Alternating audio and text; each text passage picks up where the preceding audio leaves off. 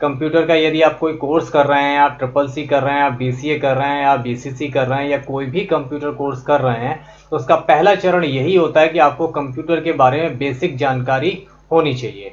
आज हम इस वीडियो के माध्यम से आपको कंप्यूटर से परिचय करा रहे हैं। कंप्यूटर कैसे काम करता है, कंप्यूटर की हिस्ट्री क्या है, कंप्यूटर का काम करने का तरीका क्या है, ये सारी चीज़ें आज के इस वीडियो के माध्यम से आप सीखने वाले हैं। इस वीडियो में हम आगे जो सीखने वाले हैं उसमें कंप्यूटर का परिचय, कंप्यूटर क्या होता है, कंप्यूटर का इतिहास क्या है, कंप्यूटर की विशेषताएं क्या हैं, कंप्यूटर के बेसिक प्रयोग क्या होते हैं, कंप्यूटर के पार्ट के बारे में जानकारी लेंगे। कंप्यूटर का जो पार्ट होते हैं उनमें कौन कौन से चीज़ें लगी होती हैं, इन सारी चीज़ों के बारे में हम जानकारी लेंगे। जैसे कंप्यूटर के हिस्से होते हैं CPU, BDU, input output devices, memories, इन सभी के बारे में हम जानकारी लेंगे इस वीडियो के माध्यम से। और इसी वीडियो के माध्यम से हम कंप्यूटर के हार्डवेयर सॉफ्टवेयर भी देखेंगे, एप्लीकेशन सॉफ्टवेयर, सिस्टम सॉफ्टवेयर और प्रोग्रामिंग लैंग्वेज भाषाएं कंप्यूटर में कौन कौन सी उपयोग करी जाती हैं, ये सारी चीज़ें हम आज इस वीडियो के माध्यम से सीखने जा रहे हैं। इसके साथ ही हम इस वीडियो में इसके साथ ही हम सीखेंगे डेटा का रिप्रेजेंटेशन, डेटा कितने प्रकार का होता है, कैसे डेटा का मैनेजमेंट किया जाता है, ई गवर्नेंस क्या होता है, मल्टीमीडिया एंटरटेनमेंट क्या होता है, ये सारी चीज़ें हम आज इस वीडियो में देखने जा रहे हैं। तो दोस्तों, सारी चीज़ों को सीखने के लिए, समझने के लिए वीडियो को आखिरी तक देखना आपके लिए बहुत ज़रूरी है, तभी ये सारी चीज़ें आपको समझ में आएंगी। बिना देरी करे हुए स्टार्ट करते हैं आज का वीडियो मेक मी ज्ञानी चैनल पर।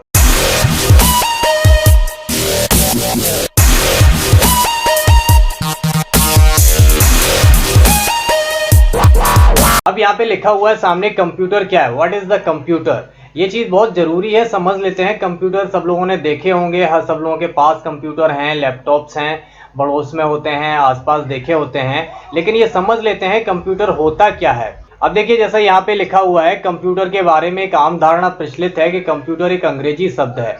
कंप्यूटर सब लोगों को पता है अंग्रेजी शब्द है, लेकिन कंप्यूट शब्द यानी कंप्यूट एक वर्ड होता है जिसका मतलब होता है गणना करना यानी कैलकुलेशन करना। इसलिए हमने गणना करने के शब्द से यानी कंप्यूट शब्द से कंप्यूटर का आविष्कार हुआ। कंप्यूट मीन्स होता है गणना करना और उसी में ER लगा दिया तो वो बन गया कंप्यूटर। यानी कंप्यूटर का मतलब हुआ कि गणना करने वाली मशीन। लेकिन अभी अगर हम आज के सिनेरियो में बात करें तो क्या कंप्यूटर सिर्फ जोड़ने वाली मशीन है यानी कैलकुलेशन करने वाली मशीन है? ऐसा कहना बिल्कुल गलत होगा, क्योंकि कंप्यूटर जोड़ने के अलावा बहुत अलग अलग काम करता है। क्या काम करता है ये देख लेते हैं। अब यदि हम किसी अलग अलग कंप्यूटर के यूजर से पूछेंगे कि कंप्यूटर क्या है, तो वो कहेगा उसके हिसाब से वो इस तरीके की मशीन है। जैसे आप अगर टाइपिस्ट से पूछोगे जो टाइपिंग करता है तो वो कहेगा कंप्यूटर एक टाइपिंग मशीन है। इसी तरीके से हम अगर गेम खेलने वाले लड़के से पूछेंगे तो वो कहेंगे कंप्यूटर पे सिर्फ गेम खेला जाता है। आप किसी डिजाइनर से पूछोगे तो वो कहेगा डिजाइन करने वाली मशीन है। इसलिए हम कह सकते हैं कि कंप्यूटर को किसी एक अर्थ में नहीं बांधा जा सकता है। कंप्यूटर का मतलब उसके उपयोग के आधार पर हर व्यक्ति के लिए अलग अलग हो सकता है, लेकिन कंप्यूटर एक ही चीज है, यूजेस उसके अलग अलग, उपयोग उसके अलग अलग हो सकते हैं। इसलिए अब आती है बात कि फिर अगर सबके लिए उपयोग अलग अलग है तो हम कंप्यूटर की परिभाषा कैसे कहेंगे। तो कंप्यूटर की सिंपल एक डेफिनेशन है, बहुत सरल डेफिनेशन है। आप कंप्यूटर की डेफिनेशन याद करने की जरूरत नहीं है आपको। कंप्यूटर की डेफिनेशन सिर्फ 3 स्टेप में पूरी हो जाती है।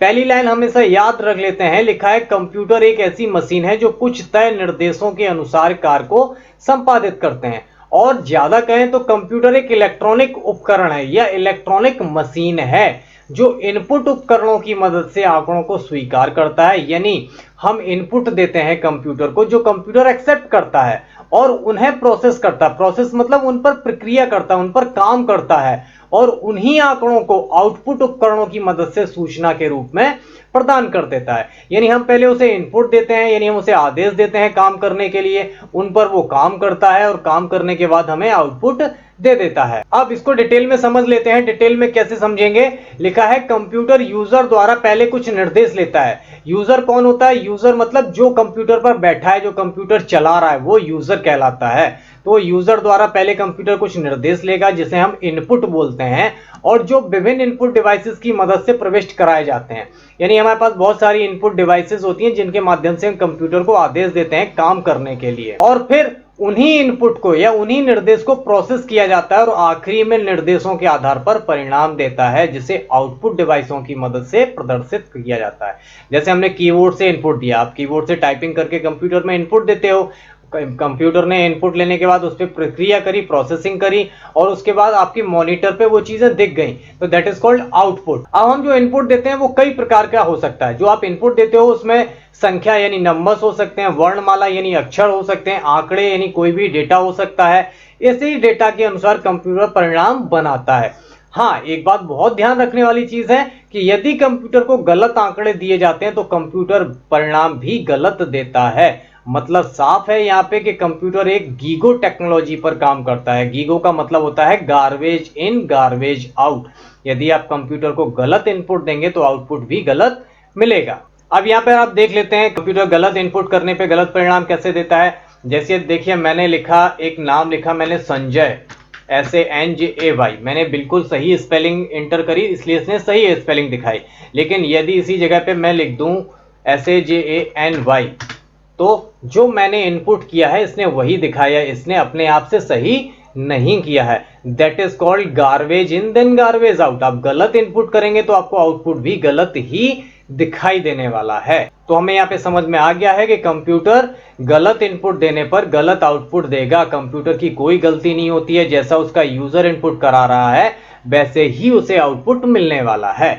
आप लोगों को उम्मीद करता हूं कंप्यूटर की परिभाषा समझ में आ गई होगी। अब यहाँ पे कुछ कंप्यूटर का फुल फॉर्म बनाया है, आजकल यही भी चल रहा है कंप्यूटर की परिभाषा के रूप में, लेकिन इसको हम ऑथेंटिक परिभाषा नहीं बोलते हैं। यहाँ पे कंप्यूटर का फुल फॉर्म दिया हुआ है C4 commonly, O for operated, M for machine, P for particularly, U for use, T for technical, E for educational, R for research. अब इसी को अगर हम हिंदी में समझेंगे तो C मतलब कॉमनली मतलब आमतौर पर, O for ऑपरेटेड मतलब संचालित, M for machine, P for particular यानी विशेष रूप से, U for यूज्ड यानी प्रयुक्त, T for टेक्नोलॉजी यानी तकनीकी, E for एजुकेशनल मतलब शैक्षणिक, R for रिसर्च यानी अनुसंधान।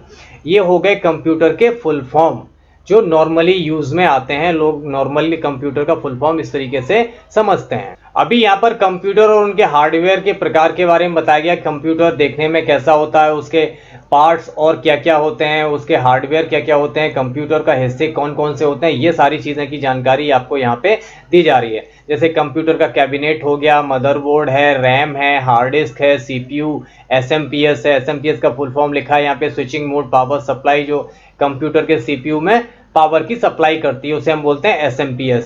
कीबोर्ड है, माउस, मॉनिटर, प्रिंटर और कंप्यूटर स्पीकर हैं। ये सारी चीजें हिस्से वो हैं जो कंप्यूटर के हिस्से हैं। बिना इनके एक कंप्यूटर की मशीन नहीं कही जा सकती है।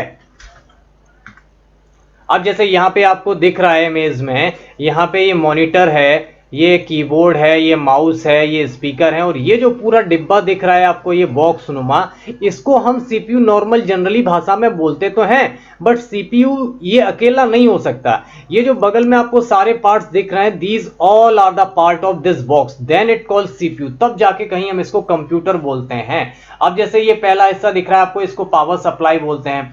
इसी में हम लोग अपने लाइट्स की सप्लाई देते हैं, तब ये AC करंट को DC में कन्वर्ट करके कंप्यूटर के सभी हिस्सों में पावर की सप्लाई पहुंचाता है। इसके बाद यहाँ पे CD, DVD, रोम आती है जो इसी बॉक्स में लगाई जाती है, जिससे हम CD या DVD को रीड या राइट कर सकते हैं। और ये हमारा मेन बोर्ड है, ये मेन बोर्ड है, इसको हम मदर बोर्ड भी बोलते हैं, मेन बोर्ड भी बोलते हैं। कंप्यूटर के सारे हिस्से डायरेक्टली या इनडायरेक्टली हमेशा मेन बोर्ड से ही टच में रहते हैं, चाहे वो प्रोसेसर हो या रैम हो, आपकी हार्ड डिस्क हो, ये सारे पार्ट जितने भी हैं वो सभी के सभी मदरबोर्ड या मेन बोर्ड से कनेक्टेड रहते हैं। अगला हिस्सा है CPU और CPU का फैन। यही CPU है जिसका फुल फॉर्म होता है सेंट्रल प्रोसेसिंग यूनिट, जिसे हम कंप्यूटर का दिमाग भी कहते हैं। और ये इसके ऊपर उसका बगल से उसका फैन बना हुआ है जो उसके ऊपर लगाया जाता है। अगला हिस्सा है रैम, जिसका फुल फॉर्म होता है रैंडम एक्सेस मेमोरी। ये भी मदरबोर्ड में लगाई जाती है और ये कंप्यूटर की इंटरनल मेमोरी होती है। साइज थोड़ा छोटा है, इसके बारे में हम डिस्कस करेंगे बाद में। ये है BGA कार्ड, जहां से हम कंप्यूटर में आउटपुट डिस्प्ले के रूप में देते हैं, यानी अपना मॉनिटर कनेक्ट करते हैं इसी BGA कार्ड के माध्यम से। BGA का फुल फॉर्म होता है विजुअल ग्राफिक एडेप्टर। अगला हमारा जो पार्ट है CPU का, उसे बोलते हैं हम साउंड कार्ड। यहाँ से हम साउंड इनपुट और आउटपुट दोनों चीजें करते हैं। ये भी हमारा मेन बोर्ड से या मदरबोर्ड से कनेक्टेड रहता है। अगला हिस्सा बहुत इंपॉर्टेंट पार्ट है, that is called hard disk. Hard disk computer की एक मेमोरी होती है, इसकी क्षमता बहुत ज्यादा होती है और इसी में हम अपना डेटा स्टोर करके रखते हैं। इसका साइज 100 GB 200 GB से लेके 1 TB और उसके ज्यादा भी हो सकता है, आप इसको आवश्यकता अनुसार कम या ज्यादा कर सकते हैं। अगला हिस्सा है रीडर ऑल इन वन। यहाँ पे हम USB पोर्ट, प्रिंटर के पोर्ट या अदर पोर्ट्स को प्लग एंड प्ले कर सकते हैं। तो इन सारे पार्ट्स को मिला के तब कहीं जाके हमारा एक कंप्यूटर तैयार होता है। आप अकेला मॉनिटर, कीबोर्ड या माउस को देख के नहीं कह सकते हो कि ये हमारा कंप्यूटर है। कंप्यूटर ये पूरी सारी चीजें होती हैं, तब जाके कहीं एक कंप्यूटर हमारा तैयार होता है या बन पाता है। क्लियर है? अभी इसलिए मैंने आपको शुरुआत में बताया था कि कंप्यूटर होते तो सबके पास है, लेकिन कंप्यूटर की बेसिक जानकारी नहीं होती है। इसलिए ये जानकारी आपके पास होनी बहुत जरूरी होती है कि कंप्यूटर के कौन कौन से हिस्से होते हैं और वो क्या क्या काम करते हैं। इनके बारे में हम विस्तृत से जानकारी आगे के वीडियो में जरूर देखने वाले हैं। अभी आगे बढ़ने से पहले हम आपको कंप्यूटर की विशेषताएं बताने जा रहे हैं, क्योंकि अगर हमें कंप्यूटर की विशेषताएं पता नहीं होंगी तो कंप्यूटर का उपयोग करना थोड़ा सा कठिन होने वाला है। कंप्यूटर को हम अपनी जिंदगी में हमेशा देखते हैं, सुबह से लेकर शाम तक ऐसा कोई दिन या ऐसा कोई व्यक्ति नहीं होगा जो बिना कंप्यूटर के उसका दिन पूरा होता होगा। अब अगर ऐसा हो गया, यानी कंप्यूटर इतना नेसेसरी पार्ट है हमारे लाइफ का, तो ऐसा क्यों है? क्योंकि उसमें कुछ विशेषताएं हैं। वो विशेषताएं क्या है? वो ये हैं, जैसे पहली विशेषता है गति यानी स्पीड। कंप्यूटर की गति बहुत तेज होती है, वो लाखों करोड़ों गणनाएं कुछ सेकंडों में कर सकता है, कुछ सेकंडों में, है ना। अगर उसकी स्पीड इतनी तेज ना हो तो कंप्यूटर इतना यूजेबल ना रहे हम लोगों की जिंदगी में। अगला विशेषता है इसकी शुद्धता, एक्यूरेसी, यानी कंप्यूटर पे जो काम करते हैं उसमें गलती की गुंजाइश नहीं रहती है। कंप्यूटर पर किया गया काम शुद्धता की श्रेणी में आता है। अगला विशेषता है इसकी परिश्रमी यानी डेलीजेंसी। डेलीजेंसी मतलब मेहनती बहुत होता है। मेहनती मतलब उसे बाहरी वातावरण का फर्क नहीं पड़ता है कि अब वो 24 घंटे काम कर रहा है तो वो थकता नहीं है। ऐसी विशेषता को हम बोलते हैं डेलीजेंसी। अगला है बहुप्रतिभा यानी वर्सटैलिटी। कंप्यूटर, एक ही कंप्यूटर अलग अलग बहुत सारे काम कर सकता है। वही कंप्यूटर यही कंप्यूटर टाइपिस्ट के लिए टाइपिंग करेगा, गेम खेलने वाले के लिए गेम खेल सकता है, मूवी जिसको देखनी है उसके लिए मूवी प्ले करवाता है, डिजाइन वाले के लिए डिजाइनिंग काम करता है। ये इसको बोलते हैं बहुप्रतिभा, बहुत सारे काम वर्सटैलिटी कहलाती है। अगला है स्वचालित। बहुत सारे काम ऑटो मोड में हो जाते हैं। ऑटो मोड मतलब आपको सबके लिए सारे काम मैनुअल नहीं करने होते हैं। कंप्यूटर बहुत सारे काम ऑटोमेटिकली कर लेता है, इसलिए बोला जाता है ये स्वचालित मशीन है या ऑटोमेटिक मशीन है। अगला है संप्रेषण, कम्युनिकेशन, यानी हम कंप्यूटर के माध्यम से आजकल बातचीत भी करने लगे हैं, जैसे ईमेल हो गया, वीडियो कॉन्फ्रेंसिंग हो गई है। ये सारी चीजें कम्युनिकेशन कैटेगरी में आती हैं जो कंप्यूटर को बहुत आवश्यक पार्ट बनाती हैं। अगला विशेषता है भंडारण क्षमता यानी स्टोरेज कैपेसिटी। कंप्यूटर के अंदर डेटा स्टोर करने की बहुत ज्यादा क्षमता होती है। आप इसमें हजारों MB, हजारों GB का डेटा स्टोर करके रख सकते हैं जो कभी भी काम आता है, ये नष्ट नहीं होता है। अगली विशेषता है विश्वसनीयता यानी रिलायबिलिटी। हमें कंप्यूटर पर किए गए काम पर बहुत विश्वास रहता है। अभी दो लोगों से लेटर टाइप करवाने के लिए बोलो तो एक एप्लीकेशन टाइप होनी है, तो एक बंदा लिखे हाथ से और एक बंदा कंप्यूटर से टाइप करे, तो हमें कंप्यूटर वाले पे ज्यादा भरोसा रहता है कि कंप्यूटर पे चीजें जो लिखी गई हैं, टाइप किया गया, ये ज्यादा सही होगा कंपैरिजन देन हाथ से लिखा हुआ। तो इससे रिलायबिलिटी कंप्यूटर की बहुत ज्यादा बढ़ती है। तो ये सारी कंप्यूटर की विशेषताएं हैं जो बहुत सारे एग्जाम में पूछी जाती हैं, चाहे वो CCC का एग्जाम हो या DCA का हो, BCC का हो, O लेवल का हो। ये सारे एग्जाम में कंप्यूटर की विशेषताएं बहुत ज्यादा पूछी जाती हैं, तो इनको आप नोट डाउन भी कर सकते हैं या याद भी कर सकते हैं। तो दोस्तों, अब कंप्यूटर के इतिहास के बारे में जानेंगे। कंप्यूटर का इतिहास पढ़ना बहुत जरूरी होता है। जैसे हम लोगों ने अपने क्लासेस में अपनी हिस्ट्री पढ़ी है, जैसे पहले आदि मानव टाइप के लोग होते थे, वो कैसे क्या चीजें कपड़े पहनते थे, कैसे वाहन चलाते थे, क्या खाते पीते थे। जैसे हम लोगों ने अपनी हिस्ट्री पता करी है, वैसे ही हम लोगों को कंप्यूटर की हिस्ट्री पता होनी चाहिए कि कंप्यूटर कहाँ से स्टार्ट हुआ, कैसे पहले काम करता था और कैसे अब चल रहा है। तो यहाँ पे लिखा हुआ है 1822 में चार्ल्स बेबेज ने पास्कलाइन से प्रेरणा लेकर पहला एक टेक्निकल कंप्यूटर का आविष्कार किया था। इसे डिफरेंशियल इंजन कहा जाता था। उन्होंने बहुत अलग अलग मशीनें बनाई थी, जैसे डिफरेंशियल इंजन है, एनालिटिकल इंजन बनाया था। इनसे सिर्फ कैलकुलेशन के काम ज्यादा होते थे, यानी जो पहले काम होते थे वो सिर्फ कैलकुलेशन पर आधारित ज्यादा काम थे, यानी जोड़ना, गुणा, भाग करना, ये बड़ी बड़ी कैलकुलेशन करने के काम आते थे। ये 1822 में चार्ल्स बेबेज ने पहला आविष्कार किया था और इसी वजह से चार्ल्स बेबेज को फादर ऑफ कंप्यूटर कहा जाता है। अब देखते हैं कंप्यूटर की पीढ़ियां कैसे थी। चार्ल्स बेबेज ने जो कंप्यूटर बनाया था 1822 में, उसके बाद कंप्यूटर में प्रोग्रेस होने लगी, उसमें बदलाव किए जाने लगे, नई नई तकनीकों का यूज हुआ। उन तकनीकों के हिसाब से हम कंप्यूटर को 5 पीढ़ियों को उनके आकार, बिजली, पीसी, मेमोरी लागत और उनके उपयोगकर्ता के हिसाब से 5 अलग अलग पीढ़ियों में यानी जनरेशन में डिवाइड करते हैं। पहली जनरेशन, दूसरी जनरेशन, तीसरी, चौथी और पांचवी।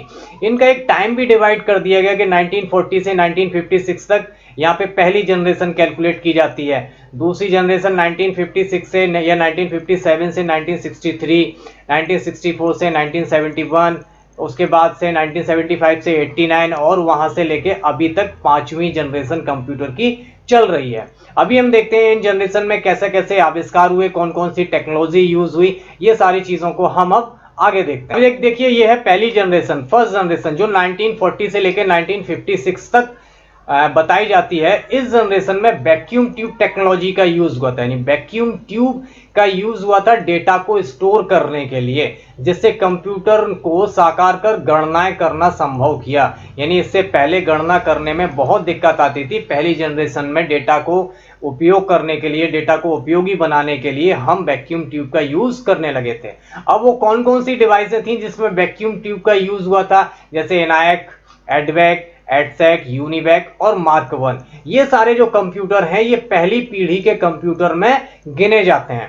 ये आप लोगों को लिख लेना चाहिए या याद कर लेना चाहिए। बहुत बार क्वेश्चन आते हैं कि एनायक है, यूनिवैक है, मार्क 1 है, ये किस पीढ़ी के कंप्यूटर हैं। यहां से क्वेश्चन आप समझ लीजिए, मैं आपको बोलता जा रहा हूं, आप लिख भी सकते हो, आप याद भी कर सकते हो। यहाँ पे कम से कम 2 क्वेश्चन यहाँ पे आपके रेडी हो गए हैं। पहला क्वेश्चन है कि पहला फर्स्ट जनरेशन कब से कब तक की थी, 1940 से 1956 तक, ये पहली जनरेशन हो गई और पहला क्वेश्चन भी हो गया आपका। दूसरा क्वेश्चन यहाँ पे हो गया, पहली जनरेशन में कौन कौन से कंप्यूटर यूज होते थे, एनायक, एडवेक, एडसेक, यूनिवैक और मार्क 1, ये पहली पीढ़ी के कंप्यूटर थे। क्लियर है ना। तो इन सारी चीजों को आप साथ साथ देखते भी जाइए, लिखते भी जाइए और समझते भी जाइए, ताकि आपका क्वेश्चन भी तैयार हो रहा है, यानी क्वेश्चन आंसर भी आपके रेडी हो रहे हैं साथ साथ में। अब आते हैं दूसरी पीढ़ी पे। दूसरी पीढ़ी 1957 से 1963 तक चली।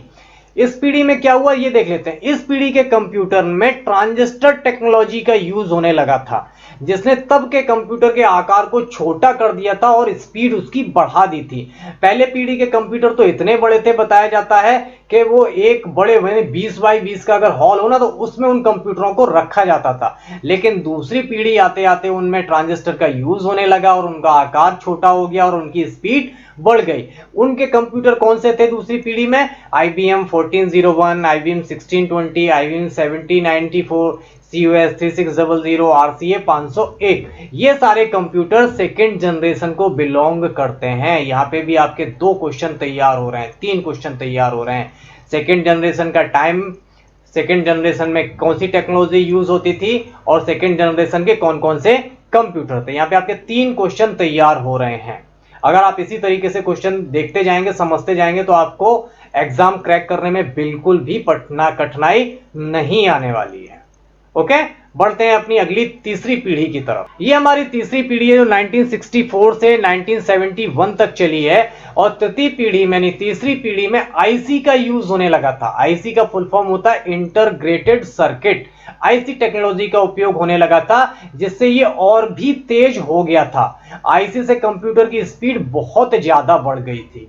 कौन कौन से कंप्यूटर थे जो तीसरी पीढ़ी में यूज होने लगे थे, IBM 360, IBM 370, ICI 1900 और ICL 2900।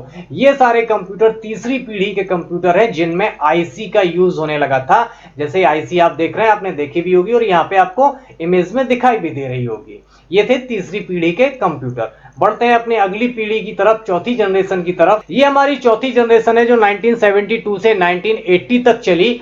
चौथी पीढ़ी के कंप्यूटर में माइक्रो प्रोसेसर टेक्नोलॉजी का यूज होने लगा था, जो तीनों जनरेशन से काफी रिलायबल यानी भरोसेमंद था और आकार में भी छोटा पाया गया।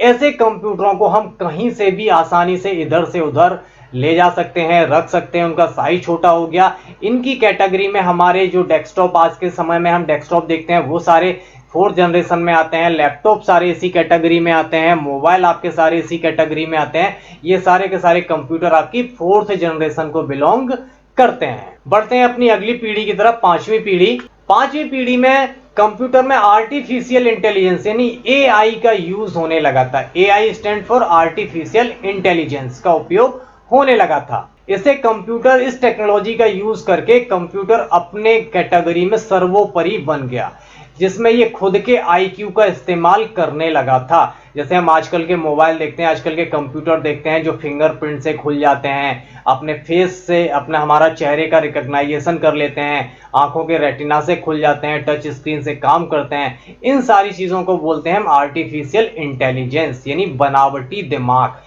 कंप्यूटर में दिमाग तो होता है लेकिन बनावटी है, इसी को बोलते हैं हम आर्टिफिशियल इंटेलिजेंस। शॉर्ट में इसी को बोला जाता है एआई।